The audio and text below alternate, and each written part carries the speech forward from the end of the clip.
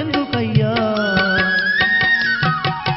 ఏ ముత్యమందన్న నా రామనామం వినబడకపోద్దాని చెవినందు వెడితే రఘురాముని నామమే ముత్యమందైన వినబడకబాయే అది ఎందుకయ్యా రాముడు లేని ముత్యాల హారం నాకెందుకయ్యా ఓ రాజులారా రాముడు లేని ముత్యాల హారం నాకెందుకయ్యా ఓ రాజులారా